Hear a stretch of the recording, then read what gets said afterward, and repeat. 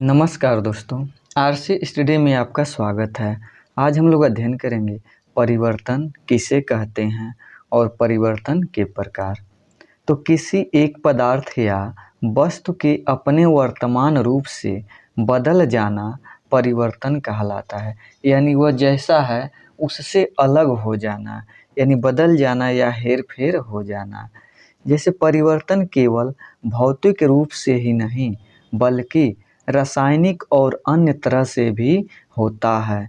जैसे उदाहरण में पहला बादलों का बरसना, सूर्य का निकलना, पक्षियों का उड़ना आदि।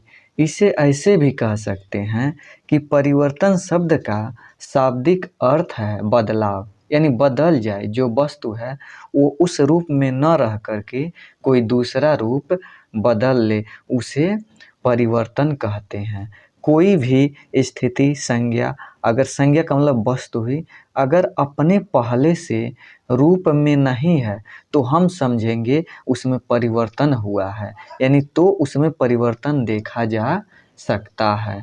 यानी परिवर्तन होने का बाहर और भीतर बहुत से कारण हो सकते हैं। वास्तविकता में जो परिवर्तन का अर्थ होता है बदलाव, हेर फेर, फेर बदल आदि, ये सब परिवर्तन के अर्थ होते हैं। परिवर्तन तो इससे कई प्रकार के होते हैं, लेकिन मुख्यतः परिवर्तन को जिसमें दो भागों में बांटा गया है।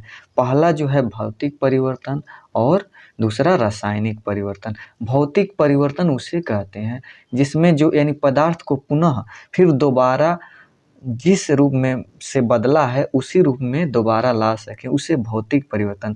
जैसे बर्फ का टुकड़ा है, उसे अगर गर्म करते हैं तो जल बनेगा और फिर जल को ठंडा करेंगे तो वह बर्फ बन जाएगा। तो ऐसा परिवर्तन भौतिक परिवर्तन होता है। और इसे ऐसे भी परिभाषित कर सकते हैं कि भौतिक में बस उसके भौतिक स्वरूप ही बदलते हैं, रासायनिक स्वरूप नहीं, उसे भौतिक परिवर्तन कहते हैं। जैसे बादल का बनना, यानी बादल बनेगा, बारिश होगा और फिर जल नीचे आएगा और फिर जल गर्मी के कारण पृथ्वी पर से वाष्प बनेगा और फिर वायुमंडल में जाएगा और फिर बादल बनेगा। तो यह एक भौतिक परिवर्तन है बादल का बनना। बर्फ का पिघलना जो हम बताए हैं, बल्ब का जलना, यानी बल्ब को जला दिए तो वह जलने लगेगा, फिर यानी बंद कर दिए तो वह अपने बंद अवस्था में आ जाएगा, फिर उसके बाद जब स्विच ऑन किए तो चालू हो जाएगा। तो ये भी क्या है, भौतिक परिवर्तन। रासायनिक परिवर्तन जैसे दूध से दही का बनना, यानी दूध से दही को बना लेंगे लेकिन दही से दूध को नहीं बना सकते, यानी रासायनिक परिवर्तन उसे कहते हैं जिसमें इसमें रासायनिक संगठन और बनावट में परिवर्तन होता है और रासायनिक परिवर्तन को पुनः उस अवस्था में वापस नहीं लाया जा सकता जिस अवस्था में वह पहले था, उसे रासायनिक परिवर्तन कहते हैं। दूसरा, किसी पदार्थ का जलना, जैसे कोई पदार्थ जल जाए और वह राख हो जाए, फिर राख से वह खुद उस पदार्थ में वापस नहीं लाया जा सकता। जैसे लकड़ी है, लकड़ी को जला दें और जलाने के बाद फिर अगर हम चाहें लकड़ी वही आ जाए तो वह नहीं आ सकता।